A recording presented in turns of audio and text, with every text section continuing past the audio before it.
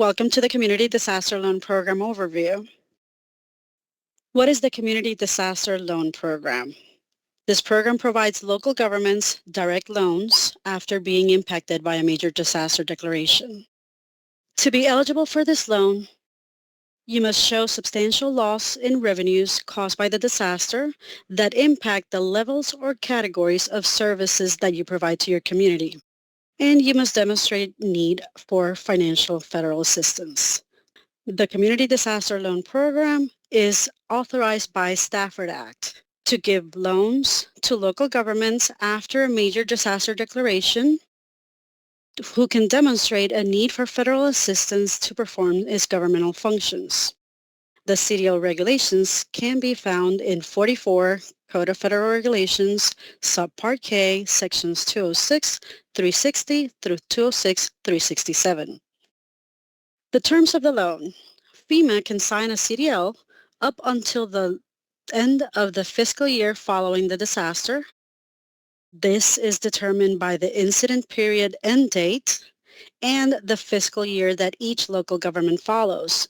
If you follow a fiscal year end date of June 30th, for example, and the disaster happened within your fiscal year 2024, then we would have until 6/30/2025 to sign the loan after all stakeholders have done their part. These are 5-year loans that are due upon maturity. Prepayments are allowed without any penalties. Interest rate is based on U.S. Treasury's yield curve rates for 5-year maturities on the date that FEMA signs the promissory note. Yield curve rates vary every single day. That is why we will not know the interest rate that applies to your loan until FEMA signs your promissory note. However, once the loan interest rate is established, that interest rate remains the same during the life of the loan. From beginning to end, the roadmap for obtaining a CDL looks like this. The process can take 6 to 12 months depending on urgency because a lot of stakeholders have to do their portion. It begins with the state conveying they want to activate this program for a major disaster declaration. Once the program is activated, it is followed by a program's details call, such as this one, where we will go over the program details. If you are interested in being considered for a loan, then we will start gathering information required to perform the loan analysis for eligibility and size.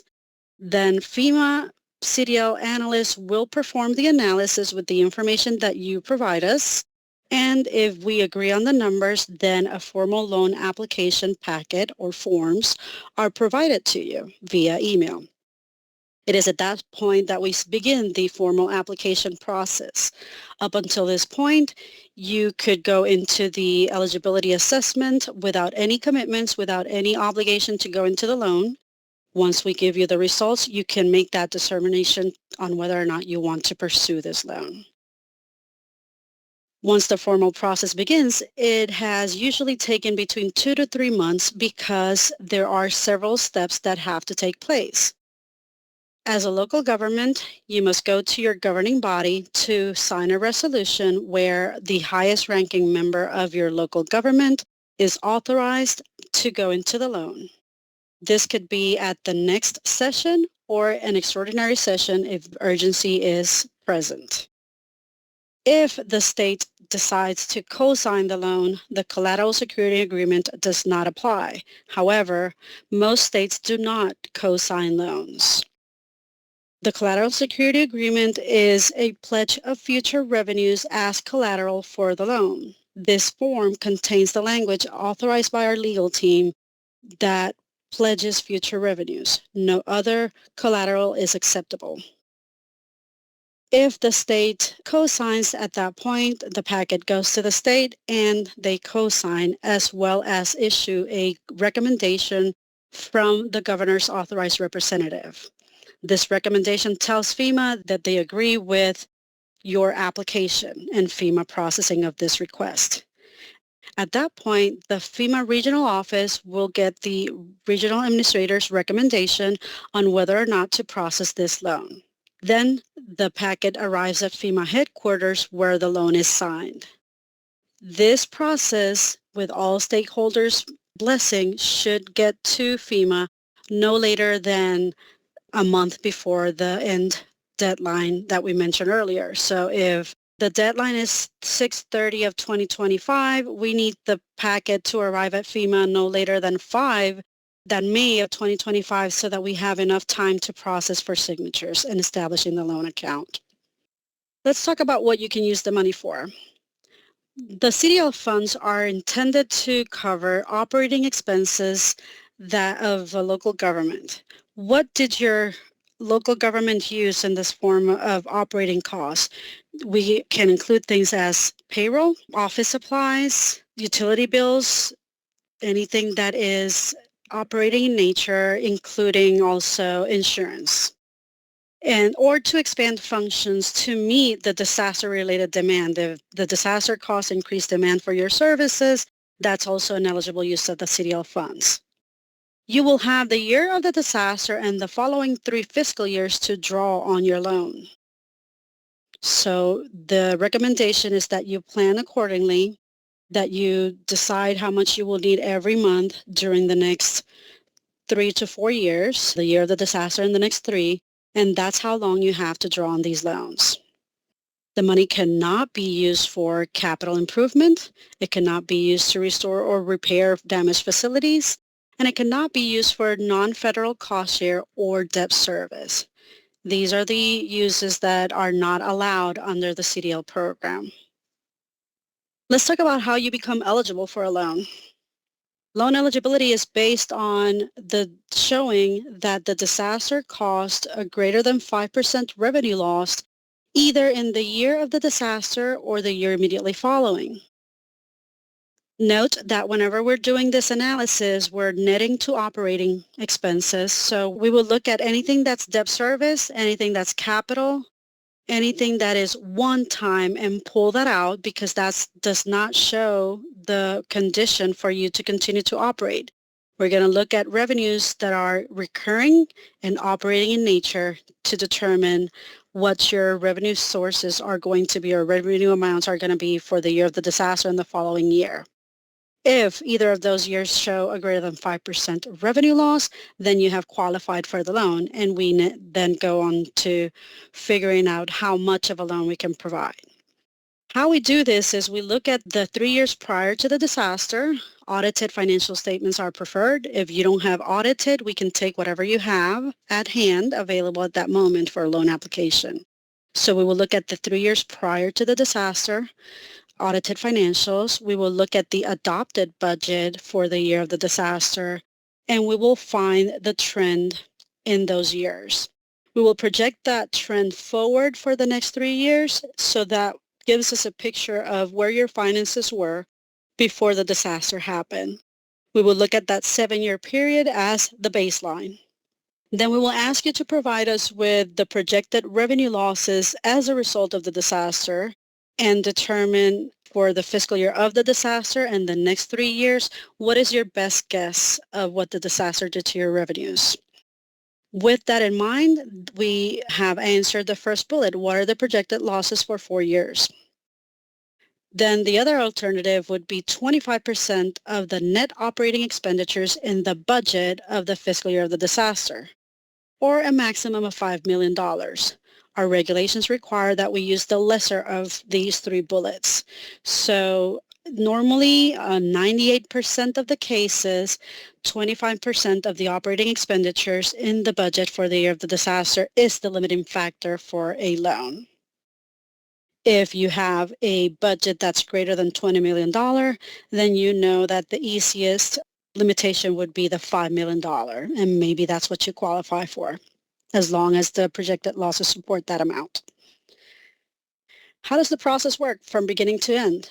We will do an intake meeting as soon as you tell us that you're interested in pursuing a loan. In that intake meeting, we are assigning a CDL analyst to work with you. They will do some gathering before they meet with you of information of what we can find online regarding your finances. Once they meet with you, they'll let you know what they couldn't find online and what would help them continue the analysis through the process. Then as you provide them with the projected losses, the assumption for those losses, and anything else that they couldn't find online, they will put it into our financial analysis and meet with you to go over the spreadsheet. We will go over the numbers, make sure we treated everything the right way, ask you some questions, clarify some others, and at that point, if we all agree on the numbers and you give us the okay, we will produce the formal application forms for you. We will look into sam.gov to see how you have registered for your entity. We will use that information exactly as it is registered in sam.gov to pre-populate the forms, and we will try to make the paper filling process as easy as possible, because at that point, you will only have to fill a few blanks and sign and seal those documents. That is the process in a nutshell. Once you have a loan established, there are two more phases of the loan. There's the maintenance phase and the cancellation phase. This loan works a little bit like a line of credit in the sense of if you do not draw on the loan, you're not accruing interest. Once you start drawing on the loan, you will start accruing interest only on the portion that you draw. Therefore, you could have this loan in place as a safety blanket, and if you don't use it, it is not costing you anything. But every year, regardless of whether you draw money or not, we're going to ask you for your audited financial statements. This is something you produce anyways, so we will ask you for that to see how things have changed. When we issued the loan based on the best information at hand on what you projected as revenue losses caused by the disaster. Now we're going to look at the actual numbers. We might ask you to provide a revenue and expenditure breakdown to see what is one-time, what is recurring, what is capital, and what is operating in nature. Also to identify debt service. This is something we do every single year to check how you're progressing financially to continue to operate. If you do draw funds, we are going to ask you for the general ledger or any other documents that support how you use the money. As we spoke earlier, these funds are supposed to be used for operating expenses, so we just want to make sure that you're using it for the allowable expenses. If you use it for payroll, we'll ask you for the payroll reports, and that will substantiate that you used it for an eligible expense. That's the easiest way that we normally see it trailed. Then as soon as we have the third fiscal year post-disaster audited financial statement, we will continue to do that analysis that we do yearly, but this time we're going to assess if you have recovered. Regulations allow us to look at the 3 years post-disaster, and based on those 3 years, when we add up expenditures and revenues, what is your condition? Do you have a surplus or a deficit? If you have a surplus, the loan has bridged you through recovery. We serve the purpose of getting you through. Now it's time to pay the loan back. If the 3 years add up to a deficit, then there is potential to forgive or cancel your loan, be it partially or fully. Whatever principal is forgiven, its related interest will also be forgiven.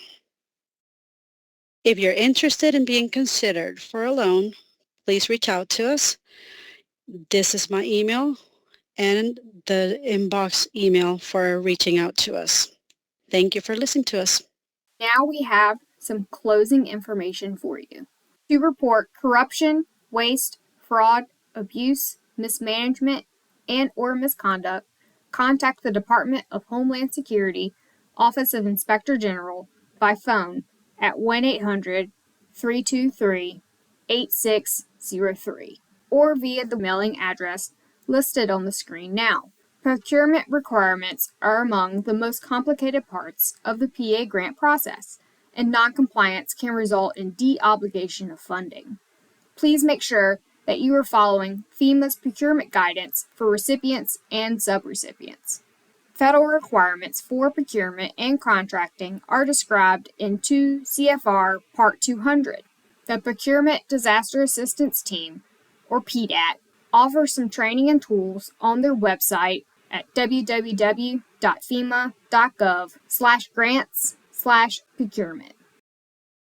For technical assistance with Grants Portal or Grants Manager, you can call the PA Grants Portal Grants Manager hotline at 866-337-8448. National hours of operation are 8 a.m. through 6 p.m. Eastern Time, Monday through Friday. The hotline can also be reached by email at FEMA-recovery-PA-grants@fema.dhs.gov. We have many other recorded webinars and tutorial videos available on our YouTube channel.